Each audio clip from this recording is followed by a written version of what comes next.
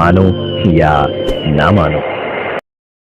अनिमेष जैसे ही बाथरूम से बाहर निकला, उसकी नजर अपने पलंग पर गई, जहां उसके लैपटॉप के साथ में छेड़छाड़ कर रहा था एक 5 साल का छोटा सा बच्चा। इस बच्चे की शक्ल उस तस्वीर वाले बच्चे की शक्ल से हूबहू मिल रही थी। अनिमेष की सोचने और समझने की शक्ति छिन्न हो गई थी। वो बस उस बच्चे की तरफ स्तब्ध होकर देखे जा रहा था कि अचानक उस बच्चे ने अनिमेष की तरफ अपनी नजरें उठाई। आंखों के सामने उस अद्भुत नजारे को देख अनिमेष के गले से कोई आवाज नहीं निकल पा रही थी।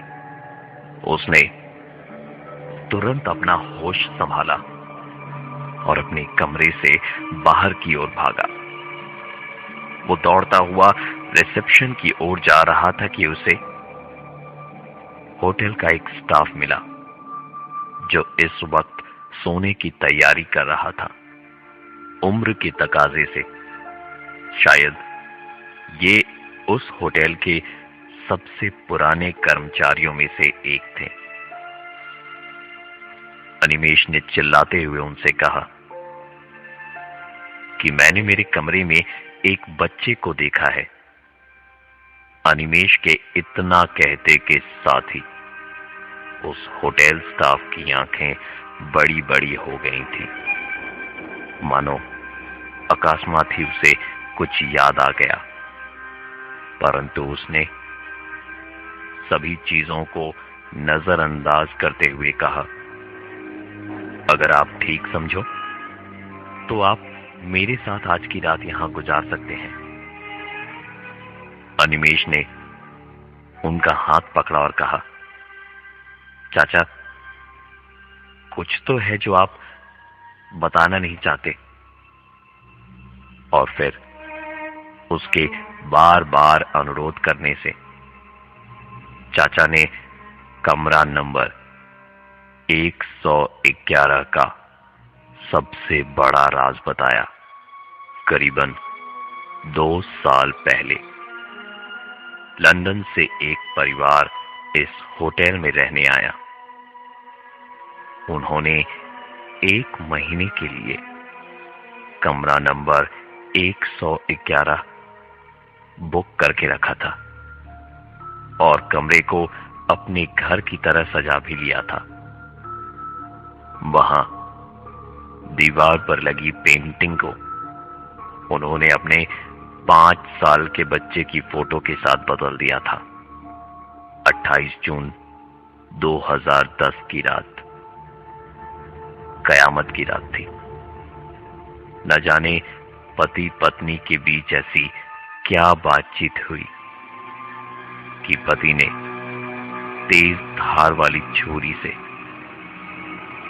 पहले तो अपनी पत्नी का बेरहमी से खून कर दिया और फिर अपने 5 साल के बच्चे को खिड़की से बाहर वंबानत लेक में ढकेल दिया और उसके बाद खुद कमरे के पंखे से लटककर आत्महत्या कर ली। उस दिन से ये कमरा बंद पड़ा था। कमरे की हर एक चीज को उस दुर्घटना के बाद बदल दिया गया था, लेकिन उस बच्चे की तस्वीर वहीं की वहीं थी। उन्होंने बताया कि मैनेजर ने शायद गलती से अनिमेष को यह कमरा दे दिया था, क्योंकि नए होने के कारण उसे इस घटना के बारे में कुछ भी नहीं पता है। चाचा की बातें सुनते सुनते कब अनिमेष की आंखें लग गई उसे पता ही नहीं चला। सुबह जब उसकी आंखें खुली तो चाचा उसे अगल बगल कहीं नजर ही नहीं आए।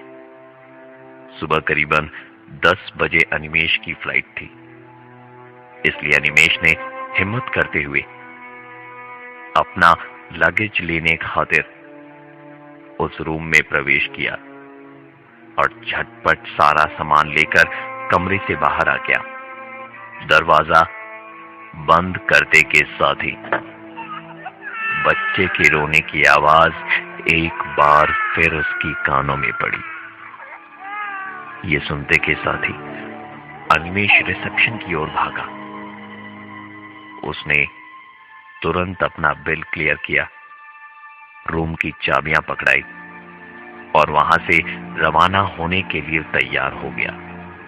परंतु जाने से पहले वो चाचा से एक बार मिलना चाहता था। मैनेजर से जब अनिमेश ने पूछा तो वो उसकी कोई भी मदद नहीं कर पाए, क्योंकि नया होने के कारण शायद वो सभी स्टाफ से मिल नहीं पाए थे। परंतु उनके बगल में खड़ा होटल का और एक स्टाफ बड़ी उत्सुकता से चाचा का नाम अनिमेश से पूछ बैठा। अनिमेश ने बताया कि उन्होंने तो अपना नाम रहमान बताया था और मेरी मुलाकात उनसे कल रात को हुई थी।